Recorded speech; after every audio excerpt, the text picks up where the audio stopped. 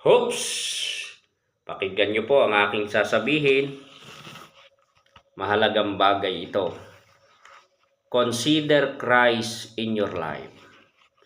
I-consider po natin ang Panginoong Jesucristo sa ating buhay. Mga kapatid, mahalaga po ang Panginoong Jesucristo sa ating buhay. Sabi po ng John 14:6, ako ang daan, katotohanan at ang buhay.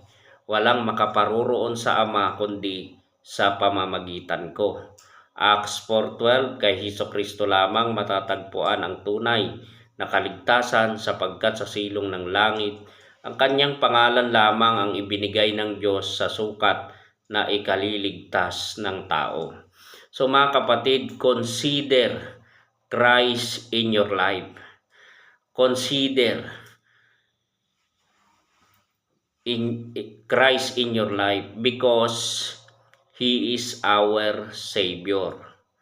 Ulitin ko po, because He is our Savior. He was sent from God, sent for a purpose, was submissive to God's will and purpose. He accomplished the work He has sent to do. And lastly, He is only Savior.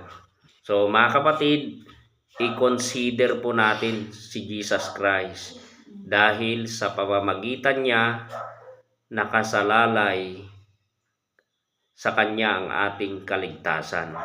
So Christ is the Savior of humanity. God bless us all.